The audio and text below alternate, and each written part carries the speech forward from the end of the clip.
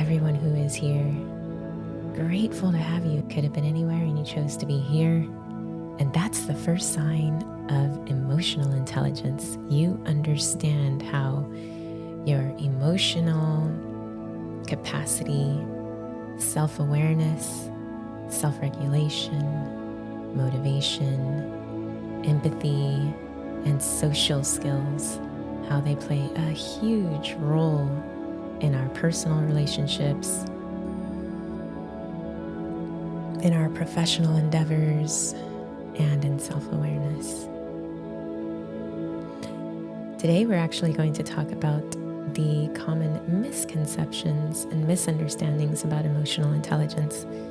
My name is Andrea Ferguson, and I'm here with Shankar Ponsale, and we are just happy to start the day, start the Monday off on the right foot.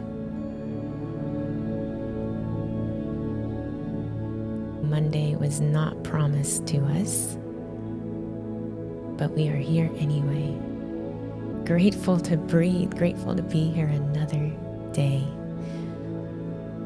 So, one of the best ways to start the day, really in the day, middle of the day, wherever you are, whatever you're doing or about to do, mindfulness, the practice of being present in the moment, observing your thoughts, feelings, sensations without judgment, is training your brain to be more self-aware. And did you know that directly bolsters the self-awareness component of emotional intelligence? When you can master learning to respond instead of react to situations, you're embracing that part of mindfulness that supports the self-regulation aspect of emotional intelligence. And let me tell you, you can save deals, you can save team members from walking away, you can save yourself from walking away because you know how to emotionally regulate. And so when you are more attuned to your internal emotional states, that's when you can effectively navigate and manage your emotional responses. But how do you do that, and how do we get it wrong? I think that's really important to talk about. And again, thank you for sharing the room. If you want to apply some emotional intelligence that we're going to talk about this week, actually starting tomorrow, you have the opportunity to do that. In this case, it is about how you present yourself to the world, how people perceive you. What do you say? How do you say it when you're online? When we're talking about personal brand, you can learn how to do all of that from Shankar and Shanae. Click my face. You'll be taken to a page where you can sign up to be a part of the 4-day personal brand challenge. And so you have, exactly what to say, how to say it, you have accountability. But back to what we're talking about, the misconceptions and misunderstandings about emotional intelligence. So first of all, it's not just about being nice. Heart, give me a heart if you agree. And having emotional intelligence is not just about being nice to mitigate problems or confrontations, not wanting to get into any tiffs or arguments and things like that. Of course, you never want to get to the point where you're in a shouting match and you're having arguments. But it's not just about being a doormat, being stepped on, being walked on, or being nice. In fact, often when you use emotional intelligence, yes, it results in more compassionate behavior, but it's not just about being pleasant. It's understanding and managing emotions in all situations, even the difficult or confrontational ones.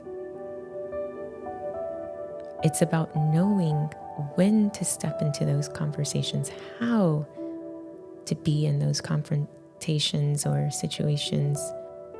Maybe it's even giving feedback especially as a leader or an entrepreneur, may find yourself in situations where you have to talk about it.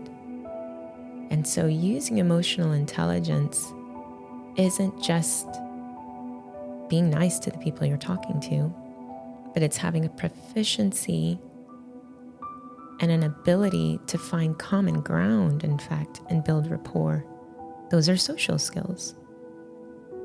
Managing relationships and building networks, those are social skills. And it can be learned. The second thing is that, okay, if you possess, and this is kind of related to the first one, emotional intelligence, that means you're agreeable. No, again, you may need to use assertiveness to navigate a situation effectively.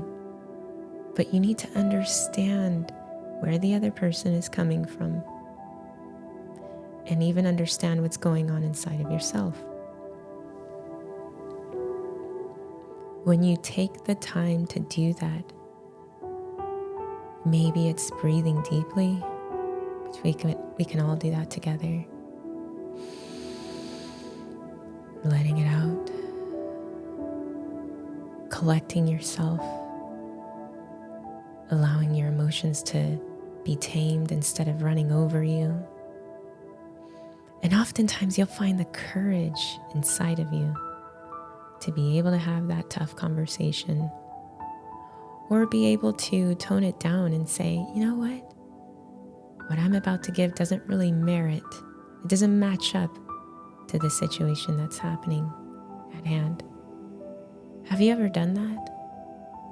Have you ever taken a step back and looked at the situation and been like, yeah, I don't actually need to meet this level of emotion that I'm feeling right now. It doesn't need to be acted upon. So it's not just about being nice. It's not always being agreeable, but it's about understanding emotions and navigating them effectively, which actually sometimes require you to be more assertive. And guess what?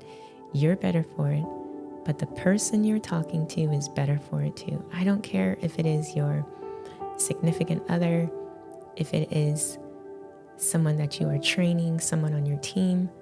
When you look at the situation honestly for what it is and you consider them and you meet them where they're at, they are so grateful and appreciative for it. And they see that you see them as a human, that you have the ability to empathize, put yourself in their shoes, and actually help them go a little higher because you weren't afraid to navigate a tough conversation. Give me a heart if you believe that's true. Thank you, Tanisha. Another thing people seem to really think is that EI, emotional intelligence, is inborn, can't be developed. You just had to be born in the right family or have the right genes. Let me tell you, emotional intelligence can be nurtured. It can be developed. It can be honed over time like any skill. And even if you might have a more natural inclination, you can still improve. I promise you can still improve. Everyone can improve and work on ways to have better social skills, more empathy, even motivation, self-regulation, and self-awareness. And I especially think if you have children, you probably know exactly what I mean, or even if you just have family, and all of us have family, there's a particular way that family is able to just push buttons. They somehow just know how to push your buttons. And it's on you to use that self-awareness and self-regulation to be able to control how you respond instead of react.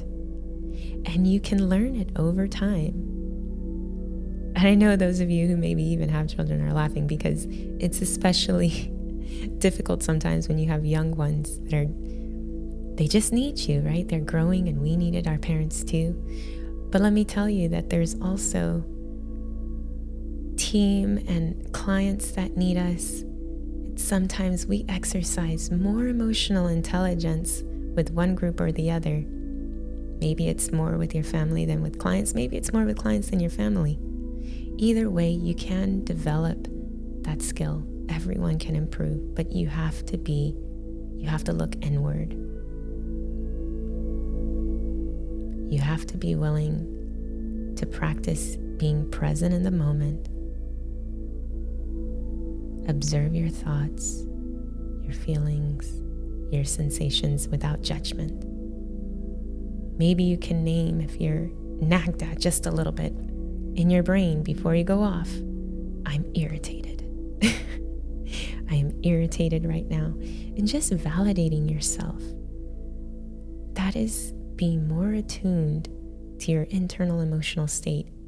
And then you can navigate it carefully, knowing that you're irritated. Or maybe if you have a partner and collectively you want to give 100%. And I have heard before relationships are 50-50. And then of course we all know that's not true, because sometimes you don't have 50% to give. You have a 20 or a 30, and this is really commonly being talked about now. But if you can name your emotional state and you can be honest with a partner, whether it's business or in personal life, and say, I only have a 20 right now. And they say, you know what? It's all right. I'll carry you the rest of the way. And they have 80. So when you come together and you're managing a situation, a client, a child, whoever, you can do it in a way that is conducive to the environment. And together as a team, you can be able to navigate that difficult situation.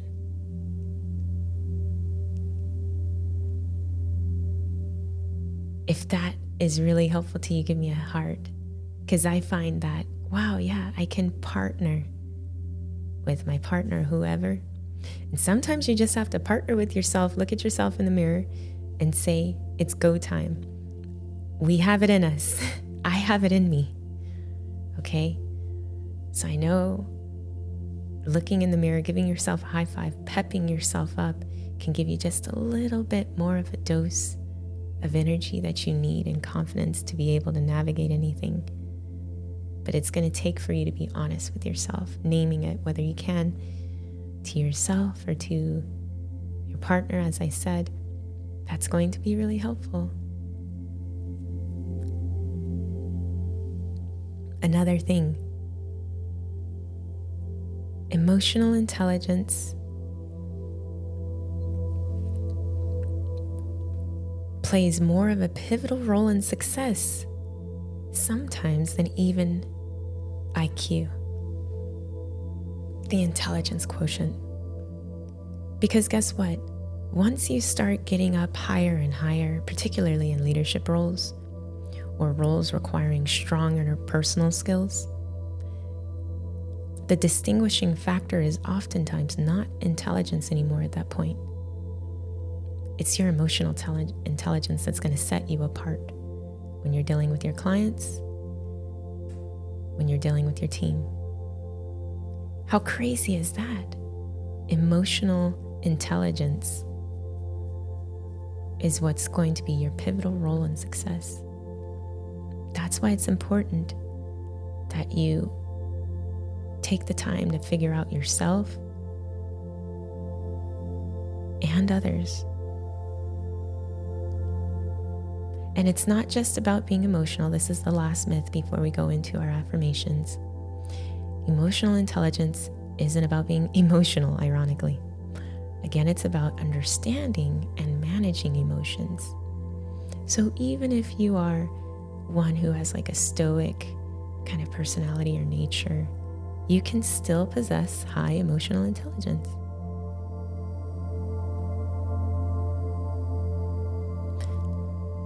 When you are mindful, when you practice mindfulness, when you develop a non-judgmental awareness of your own feelings, you can better understand and empathize with other people.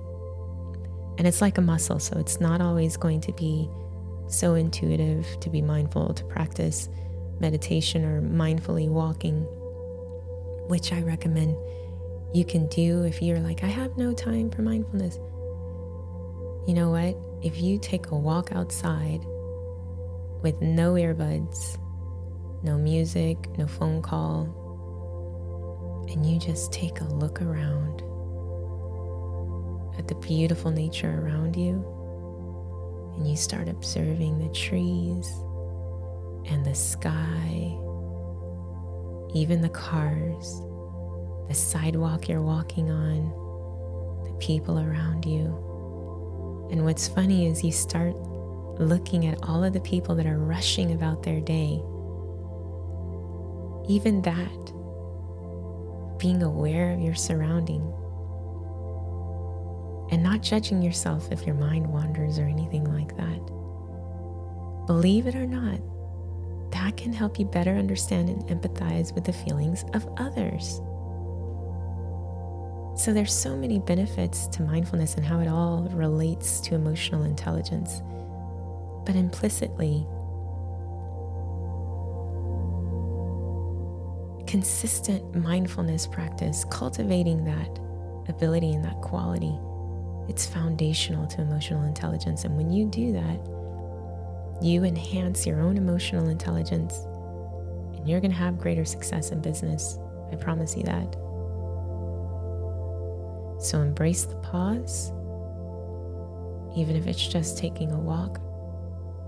Some of you are working before you even start work. You're in the shower already working because your mind is there. Or you're driving on the way to wherever you need to go and you're already in that conversation that you need to have, whether it's difficult or just the day-to-day. And as an entrepreneur, you're often called to make these quick decisions, but when emotions run high, or if you're starting your day or whatever it is, it's important to take a moment to pause. And this isn't about procrastinating, but it's about giving your brain a chance to move from its reactive or emotional state to a more thoughtful, logical state. And again, that develops over practice, and practice takes time. But once you do that, then you're not clouded by these immediate emotional responses and you're not missing out on the things you could be present for. Just mornings are so beautiful and so sacred to us. I really want you to embrace the pause.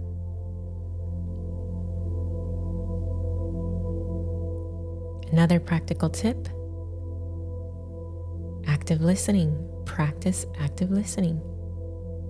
When you're talking with someone, try to understand the underlying emotions and motivations of the person who you're listening to, instead of just the content of their words. The heart behind it matters too. My grandma always said, it's not what you say, it's how you say it, right? But if you flip that and you think of not just what you say, but what others say, you can resist the urge to get offended or to interrupt or to solve or judge or do any of those things. And instead, you're just focusing on their perspective.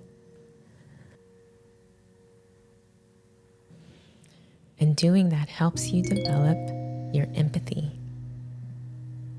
And it improves your ability to interact effectively. Give me a heart if that's helpful. Show of hearts for those who know that practicing active listening, it is hard to do when emotions are running high, right? It's so difficult. But if you can learn to do that, embrace the pause, you will see success even in your interactions. You're going to improve that ability to interact effectively. And then lastly, develop a regular reflective routine. This is something that successful entrepreneurs know needs to happen in their life. Take the time each and every single day or week to reflect on how you responded and interacted with others, especially emotionally. When you consider what emotions you experienced, ask yourself why you think you experienced them. How did you respond to them? And how did it impact your interpersonal relations? It's not a natural thing to do at all. And you might try to trick yourself that it's unnecessary, but I'm telling you that if you reflect regularly, that's how you're going to improve your self-awareness and your emotional understanding over time. That's how you're going to close the deal, get more business. That's how you're going to get people that tell Shankar and Shanae too, probably, thank you for dealing with me when I was difficult. Thank you for giving me attention even when I was not always acting the best. And even when you get older, not you, children if you have them, maybe they'll see how patient or kind or loving you were, even though they don't show it now. It's happened a lot to me as a teacher when I've had students years later reflect and tell me, Andrea, you were so patient. You were so kind to me. And of course, employees as well. Everyone wants to be treated fairly. Everyone wants to be loved and approved of. And if you can master emotional intelligence as an entrepreneur, even when your emotions are running high or you've got to make quick decisions, there's no way you can't see success. Let's just go a little deeper. Take a breath. Let out any tension you might be holding on to. And say these words. I am capable of understanding and managing my emotions. I handle my emotions with grace and understanding.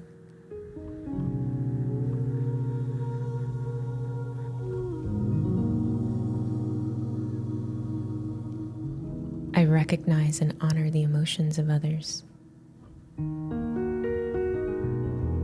I'm growing and learning each day.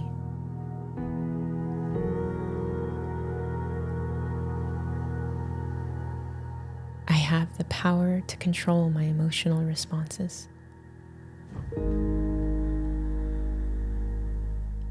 Remember, you are in charge of how you feel today, and you have a choice to choose happiness.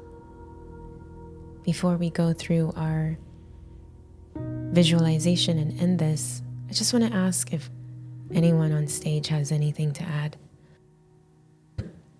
And if you are in the audience and you want to add something, you have 30 seconds to a minute to do it, and then we'll wrap up. And tomorrow is such a beautiful experience because you get to see emotional intelligence in action. You get to see Shankar and Shanae teaching you how to present yourself in a way that is going to build your personal brand so that people resonate with what you're saying. If you click any one of our faces and you go to that landing page and sign up, yougrow.club, or the link underneath, it says 4-day challenge, then you'll have the opportunity to see that in action. And I really encourage you to do it, so you don't have to go it alone. Shankar, do you have anything to add? Oh, well, Andrea, I am just very, very impressed by this room here this morning, and I'm so grateful for all the beautiful people in the audience. I mean, you just have the right message for everyone today. Let's give Andrea a round of applause here. I mean, Thank you. this was just, no, this was really, really good today, Andrea. And what you said is so key for success in life and business. I mean, it made me think about the many customers we have that are long-term customers, which we could have lost at numerous occasions, but the emotional intelligence that we have has carried us through these moments. So thank you for always reminding me and us of the importance of that aspect. And I really can't wait to meet everyone tomorrow for the challenge that you mentioned. I promise you, these 25 minutes daily will be a big game changer for how this platform works for you. Thank you, Andrea. Shankar, I think I just have to dedicate this room to you, because I think had I not watched you for years, the way you deal with clients, the grace you have, the understanding, the empathy, putting yourself in the shoes of other people and really wanting what's best for them, that is what has shaped a lot of the way that I interact with clients. And it's a beautiful thing that you've done. So very grateful for you as well. Thank you. All right. Well, everyone, take a deep breath in. Exhale slowly. Once again, releasing any tension you might be holding in. We don't want any of that. Just imagine you're standing at the edge of a calm, beautiful forest with the leaves rustling gently in the wind and the sunlight filtering through the canopy. Take a few steps forward, feeling the cool moss underneath your feet and the fresh air, clean, filled with the scent of pine. You know that scent of the damp earth. Breathe it in and feel a sense of peace fill you. Ahead you hear the gentle forest stream. Walk towards that sound, and as you approach, see a sparkling stream flowing over smooth stones. The water is crystal clear, reflecting the blue sky and the green canopy above. Sit down on the bank of the stream, the earth firm and dry beneath you. Take a moment to watch the stream. Notice how the water flows smoothly.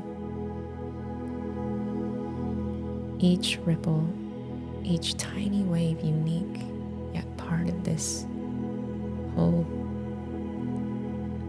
Imagine that each ripple in the water represents one of your thoughts or emotions. Acknowledge them, but let it pass by. Take a deep breath, hold it, and exhale, releasing your breath just as the stream releases it into the water. May you feel a sense of peace and calm today.